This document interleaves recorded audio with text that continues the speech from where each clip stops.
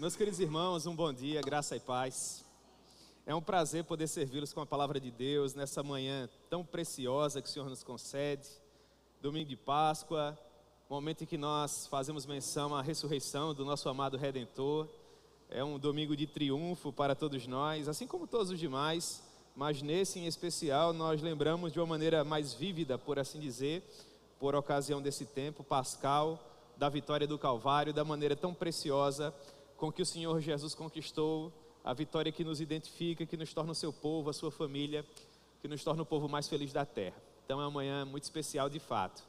Como o nosso querido irmão Carlinhos mencionou, hoje nós não vamos fazer aquela divisão de classes, os nossos irmãos do diretório vão permanecer aqui conosco, mas nós vamos estudar todos juntos o assunto da lição. Essa é a nossa penúltima lição. E eu gostaria de pedir aos irmãos do diretório que quando nós terminássemos esse momento aqui, após a EBD, os irmãos procurassem a irmã Raíssa para assinar a lista, aqueles que porventura ainda não assinaram. Parte dos irmãos já assinaram, outros ainda não, e vocês devem atentar para um aviso que Raíssa vai dar no momento que vocês forem assinar a lista. Há uma informação importante que a igreja precisa, tá certo? Então, no momento em que vocês forem assinar a lista, a Raíssa vai explicar direitinho do que se trata, porque nós precisamos dessa informação, ok?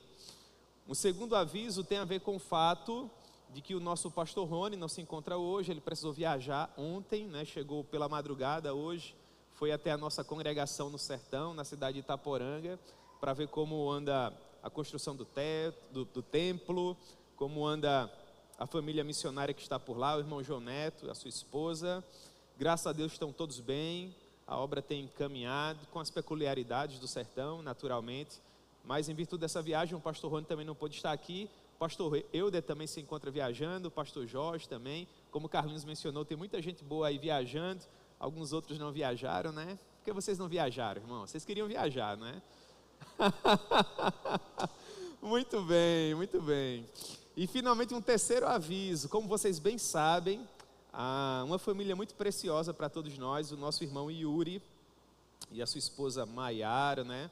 Maiara está na reta final da sua gestação e, como de costume, a nossa igreja, ela sempre convida, sobretudo as irmãs da igreja, a demonstrarem a sua alegria, a sua felicidade pelo fato de mais um bebê que está chegando para abençoar a nossa igreja, abençoando, né, a nova mamãe com um pacote de fraldas e um mimo para o bebê, né? Nós temos até o final desse mês, se Deus permitir, para trazer tudo que for arrecadado até a irmã Gracione, que vai preparar esse presente especial e entregar a Maiara e a Yuri. Então, você que se encontra aqui na Escola Bíblica presencialmente e você que nos acompanha pela internet, nós gostaríamos muito, ficaríamos muito felizes se, enquanto igreja, nós conseguíssemos um presente assim bem especial. Tá bom, irmãs? Amém? Então, se você puder, no nome de Jesus, compre essa fralda com carinho, compre esse mimo, traga até a irmã Gracione, tá certo? Para a gente demonstrar nossa alegria, nossa felicidade por mais esse bebê com o qual nós somos abençoados enquanto igreja, não é? Vai ser uma mocinha que estará nascendo, a Aurora, não é isso? Que ela venha com saúde, trazendo muita alegria para todos nós. Muito bem. Finalmente, eu gostaria de dizer para vocês que hoje pela manhã nós vamos estudar a nossa 14ª lição, é a penúltima lição do nosso diretório, e nós vamos conversar um pouco a respeito do tema vocação. Na minha maneira de ver, irmãos, esse é um tema muito importante. Todos nós precisamos utilizar os dons e os talentos com os quais nós somos dotados soberanamente pelo Senhor para implementar na terra os valores do seu reino. E pensar sobre vocação é pensar sobre a razão de ser da nossa existência sobre a face da terra.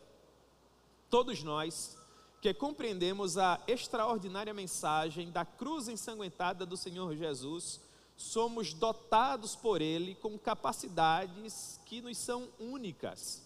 E por meio dessas capacidades, o Senhor espera que nós venhamos a somar forças dentro do corpo místico de Cristo, que é a igreja, para que uma vez unidos nós venhamos a contribuir com a expansão desse reino que é maravilhoso. Portanto, todos nós somos vocacionados. Todos nós, assim como nos explica o apóstolo Pedro, no no terceiro capítulo da sua primeira carta, no verso 14, verso 15, melhor dizendo, todos nós somos chamados a responder a quem quer que seja qual a razão da esperança que é em nós. E você pode fazer isso através de N maneiras. Você pode, por exemplo, demonstrar qual a razão da sua esperança compartilhando publicamente a palavra da verdade. Mas você pode também fazer isso evangelizando nas avenidas da sua cidade. Você pode fazer isso louvando a Deus através do dom que Ele lhe concedeu para cantar. Você pode fazer isso tocando o seu instrumento através de melodias que sirvam para a maior glória de Deus. Você pode fazer isso na sua clínica médica, se você for médico. Você pode ser um médico para a glória de Deus. Você pode ser um advogado para a glória de Deus, um agricultor para a glória de Deus, um motorista de aplicativo para a glória de Deus. Não existe um limite, por assim dizer, para que nós venhamos a expandir esse reino, visto que nós não fazemos diferenciação entre aquilo que seria para nós profano ou sagrado. Nós entendemos que tudo que nós realizamos, nós apenas realizamos para a maior glória de Deus. Então, se você é médico para a glória de Deus. Se você é advogado para a glória de Deus. Se você é um ministro da palavra, você é um pastor para a glória de Deus. Portanto, todos nós somos chamados, todos somos vocacionados. Contudo, existem aqueles chamados que são mais específicos, aqueles chamados que possuem uma perspectiva ministerial, homens e mulheres que foram chamados por Deus para gastarem as suas vidas em um serviço que está mais voltado para as demandas do rebanho. É o caso do pastor, é o caso do presbítero, é o caso do diácono, que da mesma forma é o caso do missionário, da missionária, daqueles que são levados por Deus para pregar o evangelho em outras etnias, em culturas que são diversas da sua. Mas todos nós, quer nós tenhamos uma vida mais voltada para aspectos ministeriais, quer nós tenhamos uma vida que é mais voltada para as questões relacionadas às nossas profissões, todos nós precisamos responder a quem quer que seja qual a razão da nossa esperança. Nesse sentido, todos nós somos vocacionados. Em um primeiro momento, meus irmãos, eu quero dizer para vocês que há um chamado que nos nivela a todos. E dentro desse chamado que nos nivela a todos, há chamados que são mais específicos. Por exemplo, qual o chamado que nos nivela a todos? Ora, todos nós que já compreendemos a mensagem da cruz, somos chamados em primeiro lugar à salvação. Não existe ninguém que tenha compreendido a mensagem da cruz e se rendido a ela, sob a atuação do Espírito Santo, que não seja chamado à salvação. Todos nós somos chamados a sermos salvos. Vocês compreendem isso, irmãos? Esse é o primeiro chamado que nos nivela. Mas há um segundo chamado que nos nivela. Todos nós também somos chamados à comunhão. Se você é chamado à salvação, se à luz da exposição pública das Escrituras, você foi levado pelo Espírito Santo de Deus a compreender o Evangelho, que regenerou você e finalmente te salvou, consequentemente você também é chamado à comunhão. É por isso, irmãos, que comunhão não é algo que é meramente produzido. Nós compreendemos quando um irmão precioso está compartilhando o Evangelho e ele usa como uma aplicação, por exemplo, o fato de que nós precisamos nos unir, porque o povo do Senhor deve permanecer unido. Nós compreendemos quando o irmão usa um texto como a primeira epístola de João, que diz que nós devemos nos amar uns aos outros, e aquele que não ama o seu irmão ainda não compreendeu o Evangelho, e que em virtude disso nós precisamos nos unir. Nós compreendemos esse tipo de aplicação. Nós sabemos que somos chamados à união, mas essa união do ponto de vista bíblico, não é uma união que pode ser meramente produzida. Não sou eu que me esforço, digamos assim, para me unir ao meu irmão. Na verdade, quando eu sou chamado por Deus a atender o Evangelho, eu já sou chamado automaticamente à união. O problema reside no momento em que eu não tenho essa união, no momento em que eu não tenho essa comunhão, porque aí alguma coisa está de fato errada. Se você é salvo, você deve permanecer nesse corpo, estando unido a ele, tendo comunhão com seu irmão. Não significa dizer que você vai ser o melhor amigo de todo mundo. Porque até o Senhor Jesus, dentro daquele grupo de 12 apóstolos, possuía aqueles que eram mais próximos, mais achegados a ele. Mas Jesus era amigo de todos os demais, se bem que ele possuía amigos mais íntimos. Todos nós também possuímos amigos que nos são mais achegados, são mais próximos, são mais íntimos. Mas precisamos ser amigos de todos os demais. Nós seremos magoados ao longo dessa jornada, nós nos desapontaremos, nós nos frustraremos, nós nos entristeceremos. Mas nós precisamos perseverar, porque nós somos chamados a isso. O Evangelho nos convida a isso. Se você está no corpo de Cristo e não tem comunhão com Ele, portanto você deve se preocupar, porque esse é um chamado que nos nivela a todos. Você precisa estar enxertado nessa videira verdadeira. Então nós somos chamados à salvação, nós somos chamados à comunhão, mas nós também somos chamados à proclamação. Todos nós, chamados à salvação, chamados à comunhão, mas em terceiro lugar, nós também somos chamados à proclamação. Todos nós precisamos responder a todas as pessoas com a razão da nossa esperança. Por que é que, em último caso, nós estamos aqui? Será que é para trabalhar 30 dias no mês e no final desse mesmo mês pagar as nossas contas e recomeçar tudo novamente? Ora, irmãos, até aqueles que ainda não compreenderam o Evangelho são capazes de fazer isso. Nós que somos eleitos, nós que compreendemos a mensagem da cruz, nós que somos nação santa, povo de propriedade exclusiva do Senhor, precisamos viver uma dimensão maior. Precisamos abrir os nossos olhos para a responsabilidade que temos de alcançar aqueles que foram comprados por Cristo na sua cruz. Há uma razão de ser para a sua vida e é por isso que você ainda permanece aqui. Não considere que Deus tem permitido que você continue vivendo a sua vida porque você é a pessoa mais importante da sua empresa. Ou porque sem você aquela rua não vai ser mais a mesma. É verdade que você é um profissional muito bom e um vizinho melhor ainda. Mas ser chamado a trabalhar numa empresa e ser chamado a ser um bom vizinho é algo que qualquer pessoa pode fazer, mesmo aqueles que ainda não compreenderam a mensagem da cruz. Eu quero que você entenda hoje pela manhã que há um chamado mais sublime que esse. Há uma grande importância em ser um bom funcionário, assim como é de fundamental importância ser um bom vizinho. Mas muito mais importante que isso é manifestar a glória de Deus e contribuir com a expansão do seu reino. Essa é a sua missão. Comparado a isso, tudo mais é acessório. O seu chamado está para além de ser um bom funcionário, assim como está para além de ser um bom vizinho. Você é chamado a explicar a quem quer que seja qual a razão da sua esperança, e eu quero acreditar que há muita gente boa que ainda precisa ouvir o Evangelho que será pronunciado dos seus lábios, e é por isso que você se encontra aqui. Mas no momento em que essa sublime missão se concretizar, caso o Senhor Jesus ainda não tenha retornado para buscar a sua igreja, a semelhança do apóstolo Paulo, você também vai dizer: combati um bom combate, completei a carreira e guardei a fé. A missão de vida que Deus havia me dado, e que é bem maior que ser funcionário da sua empresa e ser vizinho dos seus vizinhos da rua em que você mora, vai ter finalmente chegado ao fim.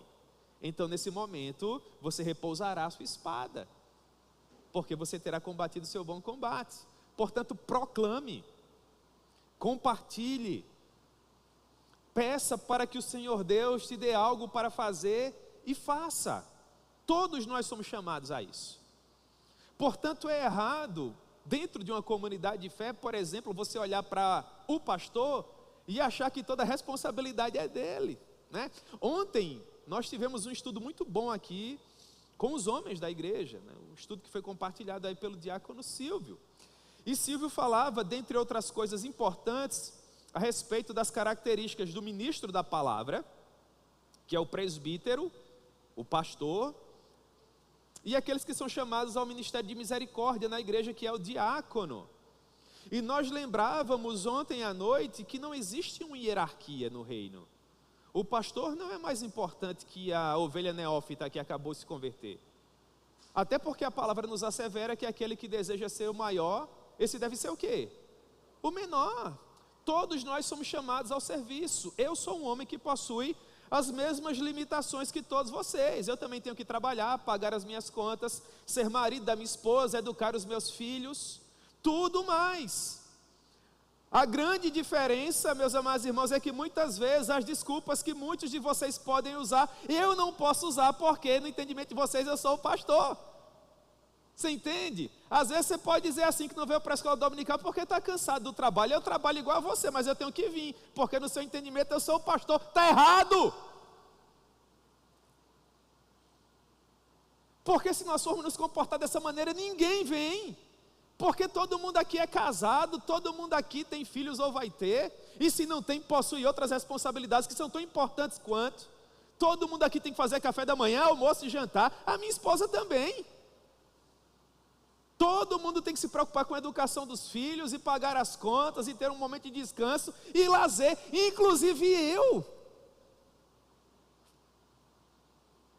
Vocês percebem? Nós somos chamados à salvação, nós somos chamados à comunhão e nós somos chamados à proclamação. Eu não sou mais chamado que você não. Se eu tivesse 1000 outras vidas, em todas elas eu seria um ministro da palavra, porque eu nasci para ser pastor. Se eu pudesse escolher, eu nunca seria um. Eu preferiria, meus irmãos, vir para a igreja às terças e domingos, me sentar na minha cadeira, conversar com aqueles que sentam mais próximos de mim, dar a paz do Senhor àqueles que eu visse quando estivesse saindo para a minha casa, comer uma pizza e dormir.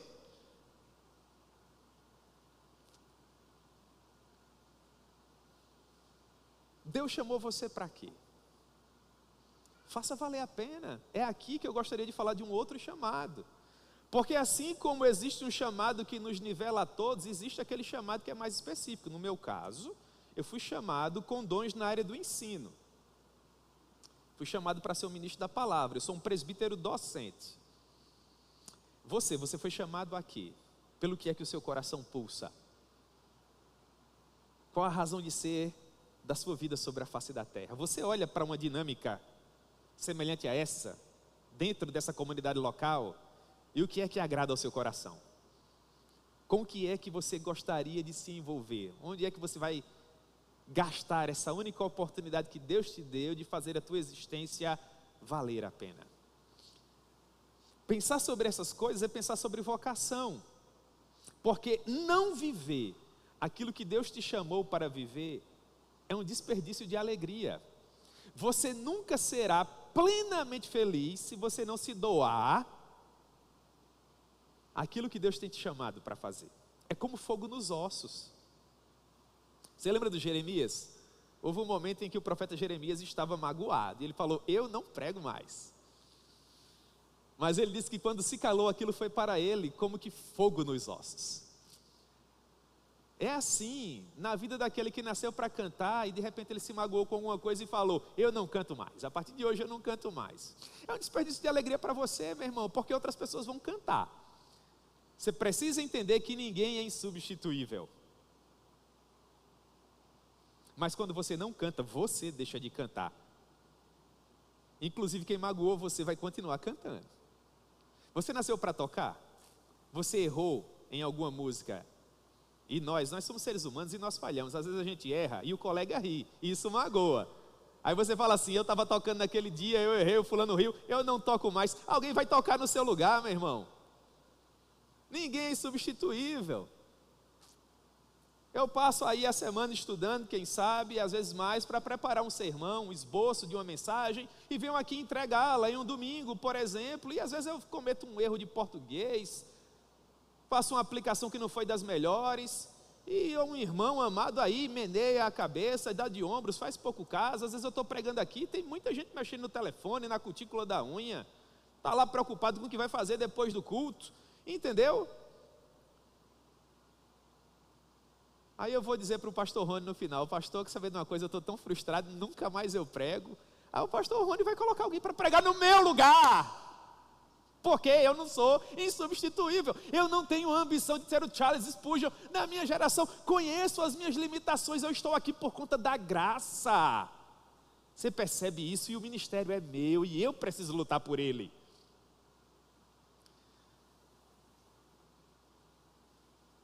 Portanto, se quando eu estiver pregando, 1 milhão de pessoas estiverem sorrindo, vai, na verdade, criar uma crise. Deus, será que o Senhor me chamou para fazer stand-up? Não é?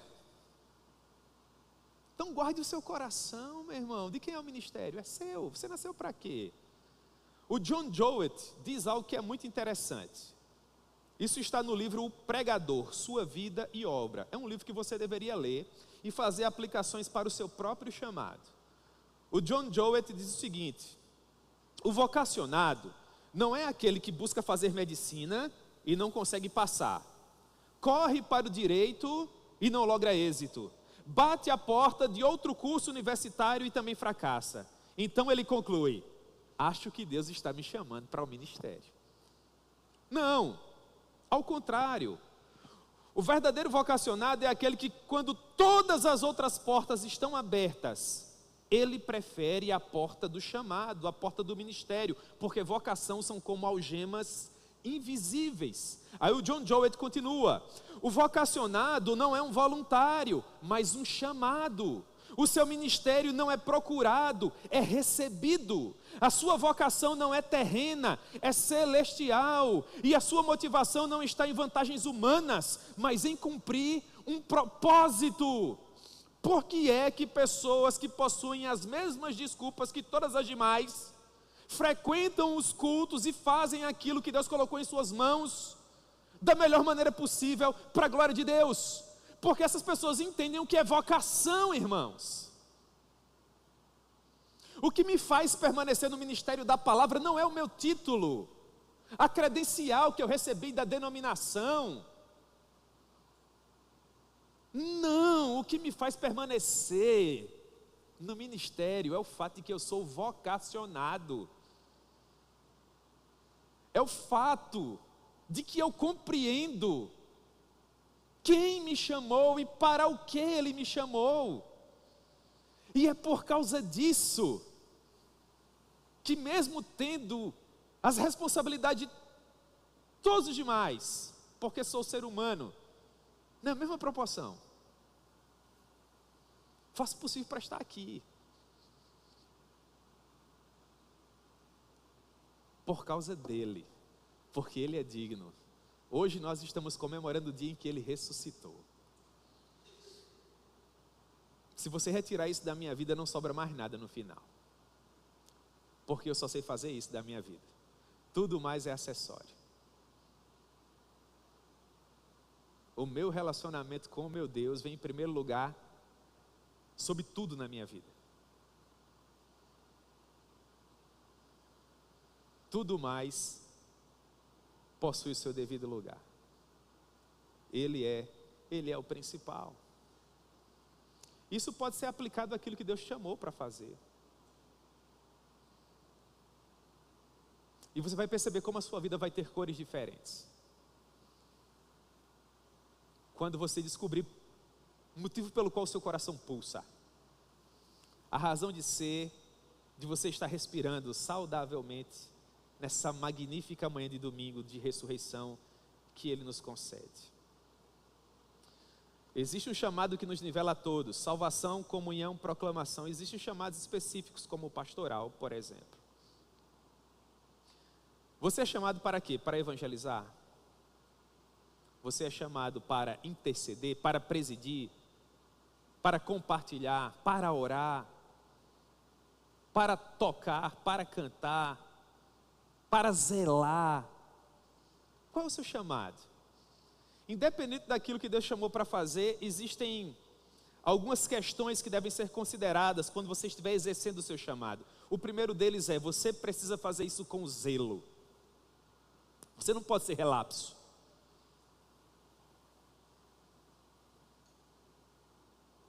Você não pode, preste atenção, esse é o momento, olhe para o pastor. Você não pode desejar ser chamado por Deus para servi-lo quando lhe for conveniente. Se você quer ter uma vida fácil, você não deve se envolver com nada.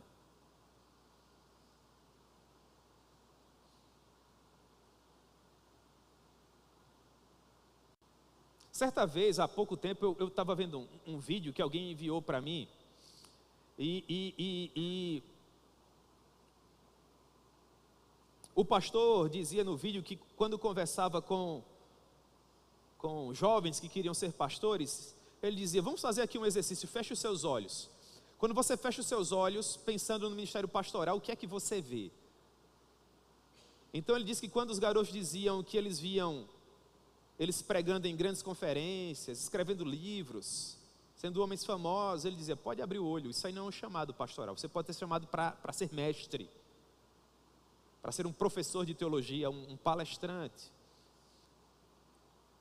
Você fecha o olho pensando no ministério pastoral e você deve ver madrugadas insônia, orando pelo rebanho. Qual é o chamado do pastor? O chamado do pastor é específico. O pastor é chamado a orar e é chamado a pregar o evangelho.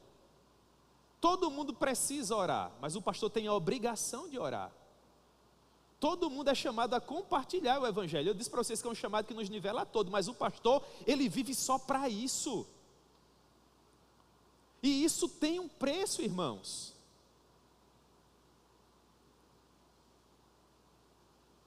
E quanto a você foi chamado a evangelizar, alguém vai discordar de você na rua. Você vai chegar com toda a boa vontade para compartilhar a mensagem mais importante do mundo e o cara vai te chamar de louco. E você precisa considerar que você foi chamado para isso. E eu poderia passar o resto da manhã dando exemplos de como nós precisamos ser zelosos naquilo que Deus nos chamou para fazer, mesmo que haja incompreensão, mesmo que hajam lutas, mesmo que hajam dificuldades. Você precisa ser zeloso e fazer da melhor maneira possível, porque em último caso você faz para Deus, mas você também precisa ter conhecimento com base naquilo que você faz.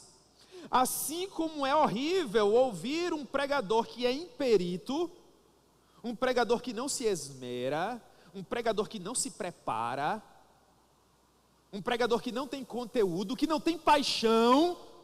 Da mesma forma é horrível ouvir uma pessoa que está cantando, que não sabe nem a letra da música, que não consegue alcançar as notas, não porque não tenha talento para tanto, mas porque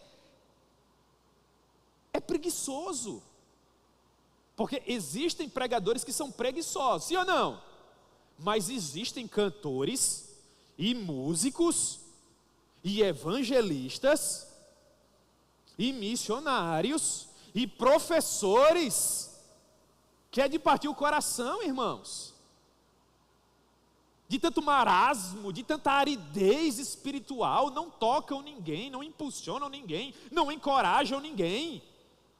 A sensação é que eles estão ali por obrigação, porque deram um nome, porque tem um compromisso. Não há paixão, não há uma ideia de que é uma doação ali. É um mero ritualismo. Isso é enfadonho demais. É sofrível sentar-se por 50 minutos para esperar uma pessoa gastar tempo.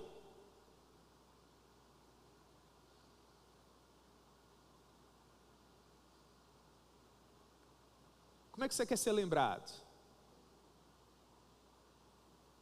Se o papel mais importante do pastor é pregar, o que é que eu tenho que fazer durante a semana, irmãos?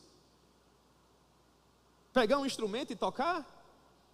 Ou ensaiar 5 músicas para cantar para vocês aqui? O que é que eu tenho que fazer, irmãos? Eu tenho que estudar.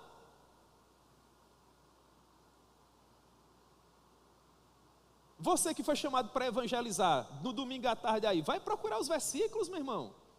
Vai ler bons livros que falam a respeito das necessidades da cidade. Procurar boas pregações no YouTube que te encorajem a fazer o que você faz.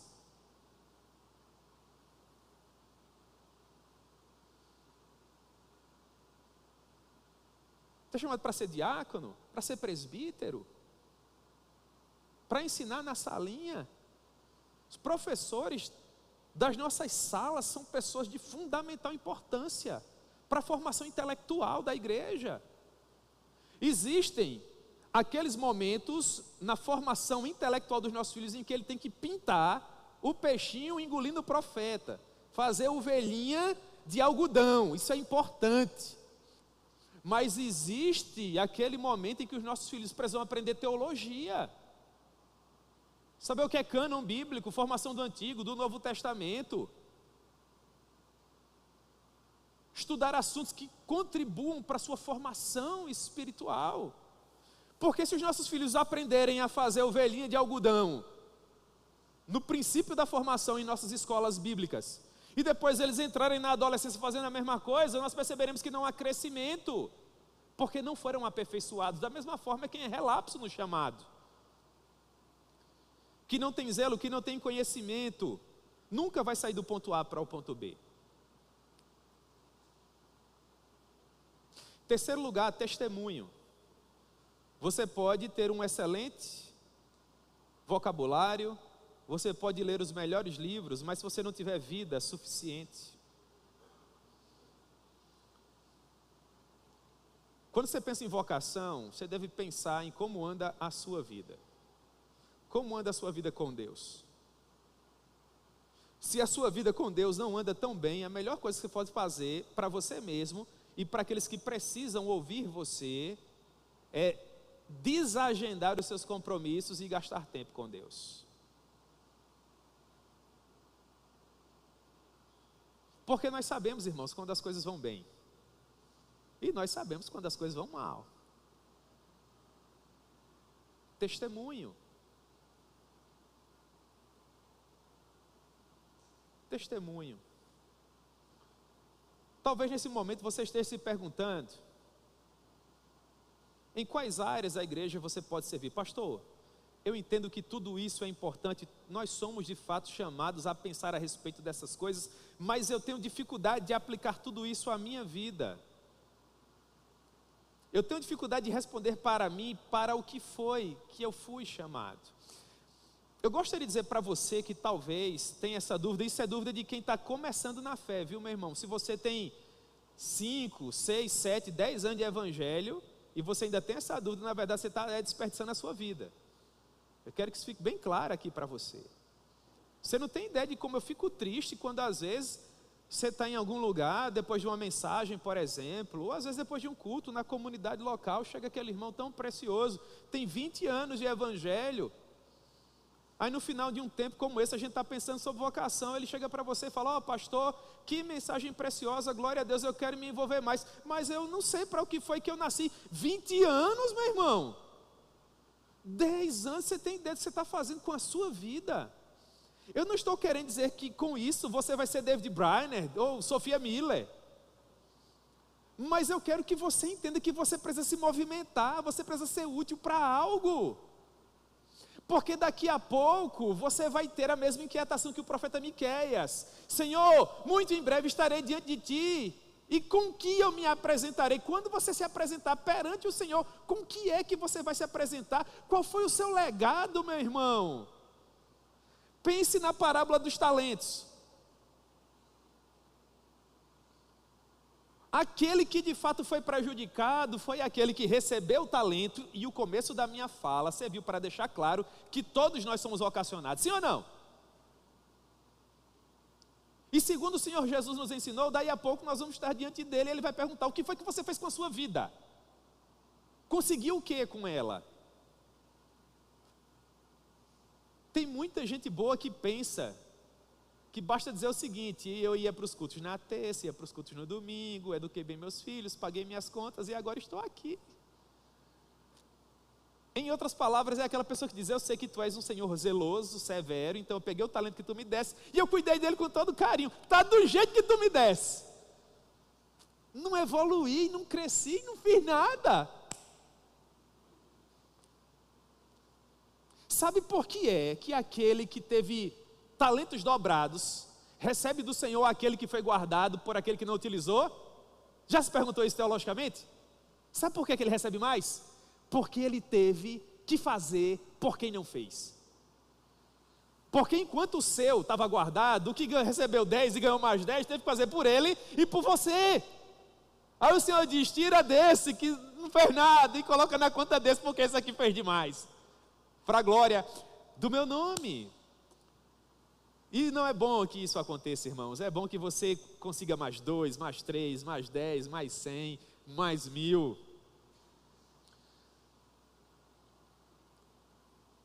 Pensando nisso, você nasceu para ensinar, você pensa na escola bíblica e o seu coração é aquecido. Você olha para livros de teologia e você vê coisas especiais que as outras pessoas não veem. Meu irmão, em nome de Jesus, vá gastar sua vida ensinando. A palavra nos diz: aquele que foi chamado a ensinar, esmere-se no fazer. Ele seja um professor bom, que tenha conteúdo, saiba o que é que está sendo publicado, o que é que está sendo dito a respeito da sua área. Sirva a Deus de tal modo que quando alguém pensar no bom professor, o seu nome já apareça, top 10 pelo menos, né? Viva de tal forma que quando alguém disser assim: rapaz, pensa aí, quem é um bom professor na tua opinião? Fulano, fulano, fulano, e o seu nome tem que estar por ali. Não é para a sua glória, mas é para a glória de Deus, entendeu? Você é um músico, sirva a Deus de tal forma que quando alguém pensar assim: rapaz, quem é que toca gaita bem? Tá bom, pai, fulano, fulano, Beltrano, que é bom, é. Quando Saul era atormentado por um espírito maligno, as pessoas pensaram em alguém que tocasse harpa para acalmá-lo. E o que é dito a respeito de Davi enche o meu coração. Saul e os seus servos perguntam: vocês conhecem alguém que toque bem? Alguém fala assim, preste atenção: conheço um, filho de Jessé, o belemita, jovem forte e valente, sisudo em palavras, não falava besteira, de gentil presença, até bonito o menino era. Agora a última característica é top. Eles dizem assim: e o Senhor é com ele. Você percebe o pacote? Eu conheço um rapaz, ele era adolescente ainda, filho de Jessé, lá de Belém, que sabe tocar e é forte e valente, jovem de guerra, sisudo em palavras, de gentil presença, e o Senhor é com ele. É diferente de prega bem, mas é preguiçoso. Toca que é uma beleza, mas não vem para o ensaio. Canta bem, mas é estrela. Evangeliza que é uma maravilha, mas vem um culto sim, 10 não.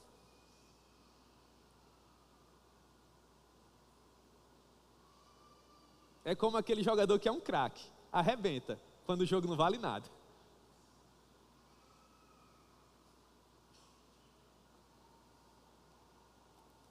Você é chamado a evangelizar, você é chamado a aconselhar.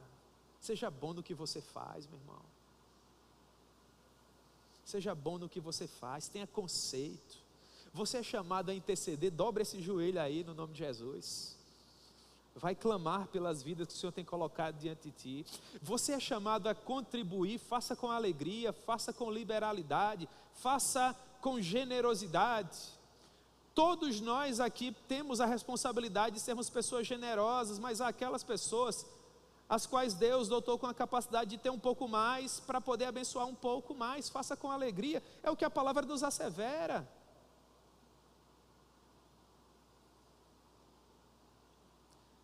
Mas acima de tudo, para a glória de Deus, tenha cuidado com o seu caráter.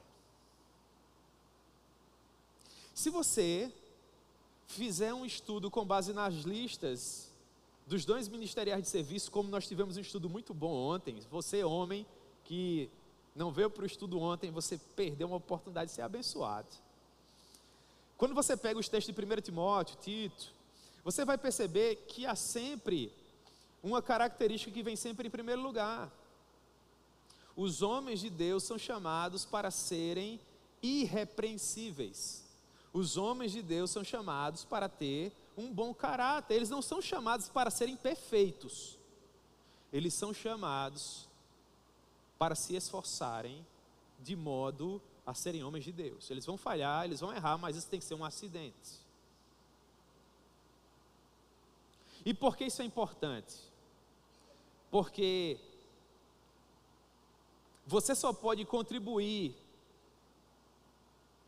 sendo uma ferramenta nas mãos do doce Espírito Santo para salvar a alma de uma terceira pessoa quando a sua própria alma já se encontra em segurança. Por que é que quando um avião é despressurizado, o funcionário daquela empresa aérea aconselha você a colocar em primeiro lugar a máscara de oxigênio em você? Porque se você desmaiar, você vai colocar a máscara de oxigênio em quem? Da mesma forma, quem está morto espiritualmente vai ajudar a salvar quem, irmãos? Sabe qual é o problema com os pastores mortos? Isso é uma frase do John Jowett, ou melhor, do A.M. Bounds. Qual o problema com os pastores mortos espiritualmente, com os pregadores mortos espiritualmente? É que pregadores mortos produzem sermões mortos, e sermões mortos matam.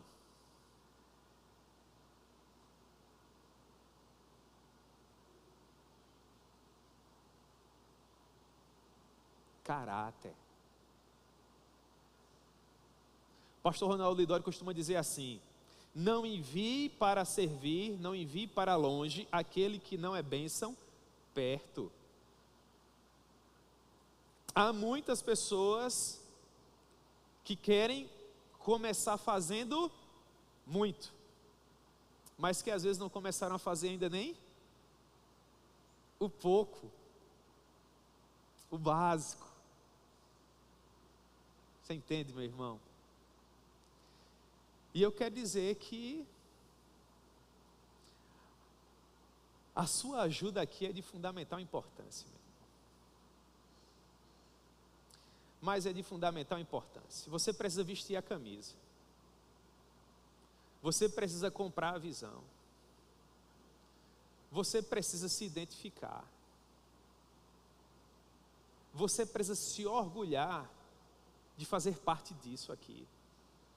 Senão você nunca vai sentir o que eu estou querendo te ensinar hoje pela manhã.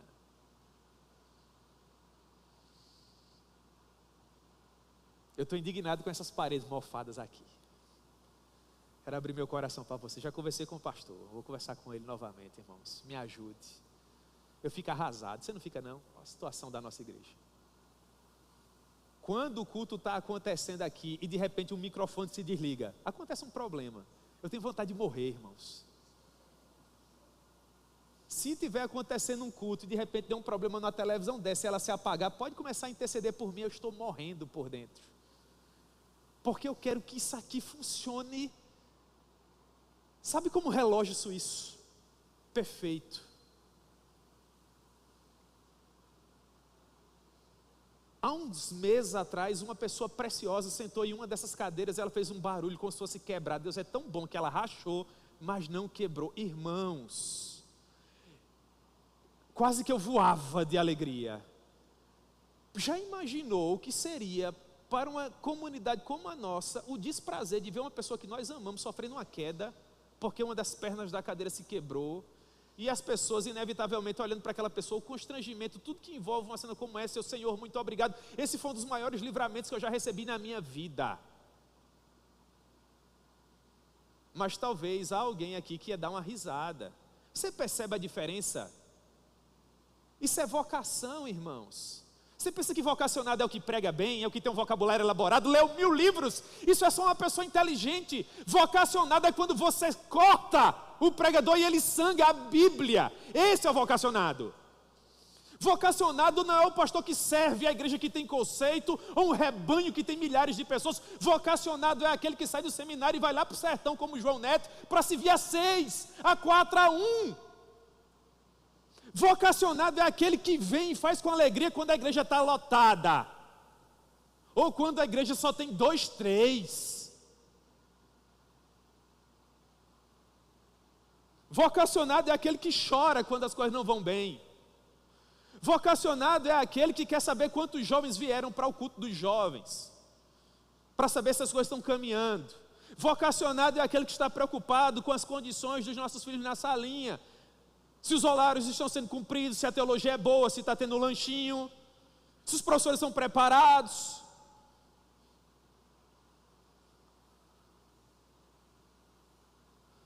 Mas quando nós somos indiferentes, não há vocação. E não há como tirar isso da minha cabeça, irmãos, porque eu vejo dessa maneira.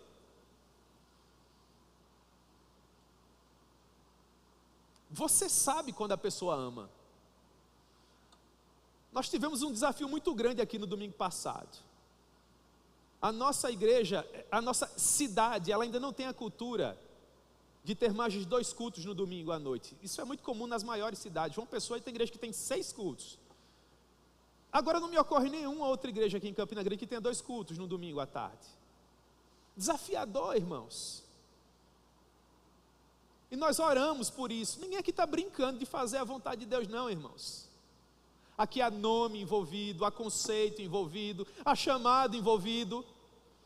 Como agradou ao meu coração para a glória de Deus ao longo da semana, os irmãos mandando uma simples mensagem: pastor, que coisa preciosa, eu orei, eu estava preocupado, pastor, mas graças a Deus foi tudo uma bênção. Não é pela quantidade de pessoas não, irmãos, mas pela alegria que eu via nos olhares de vocês, de ver que Deus tem nos abençoado, que a coisa tem acontecido. Você sabe quem se importa, você sabe quem ama. Aí agora eu quero voltar para o princípio da minha fala. Você lembra que eu disse que eu teria as mesmas desculpas de que sou casado, que tenho um filho, que tenho um trabalho e tudo mais, para ter uma vida de conveniência? Mas sabe o que é que de fato me empolga a vir? Para além da glória de Deus, para além do fato de Deus ser digno, é por você.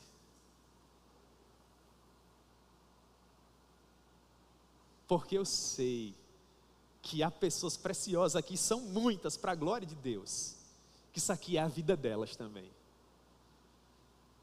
E eu não quero falhar com você.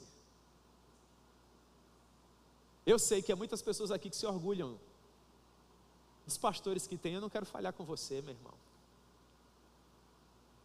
Eu sei que há pessoas aqui que, quando são questionadas na rua a respeito de quem é o seu pastor, falam com alegria: o meu pastor é o pastor Jamerson. Eu não quero falhar com você, eu vou com você até o fim, até enquanto o meu coração pulsar.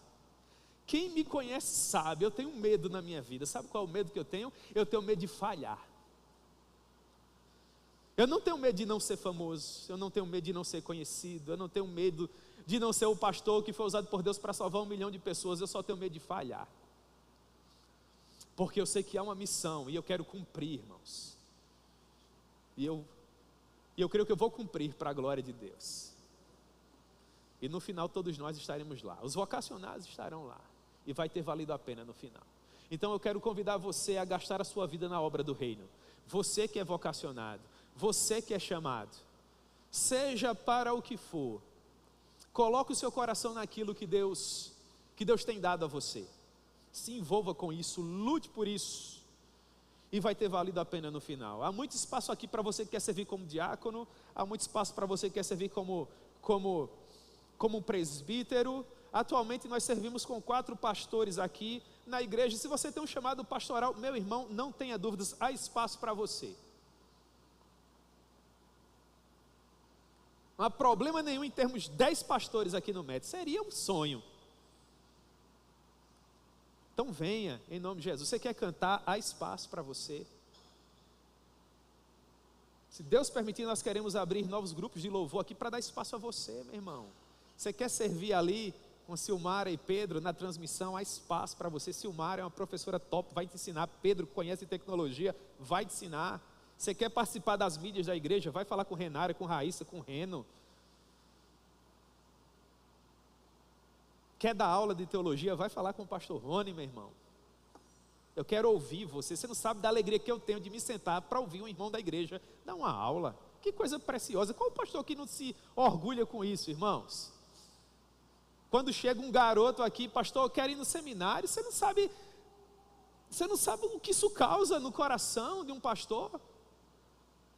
Um menino que quer se preparar para ser um ministro da palavra. Há muita gente que não se importa mais com isso. A palavra pastor é tão ridicularizada, né, hoje em dia, mas ainda há quem se emociona, irmãos, quem sabe que há beleza nisso, né? Então, essa manhã para mim foi uma manhã muito especial. Eu gosto muito de falar sobre vocação. Eu louvo muito a Deus pelo fato de que a vontade soberana dele fez com que essa aula fosse conjunta. Seriam apenas os irmãos do diretório tendo essa aula hoje pela manhã. Aprove a Deus que todos nós pensássemos um pouco sobre vocação. Eu creio que foi um tempo precioso, para a glória de Deus.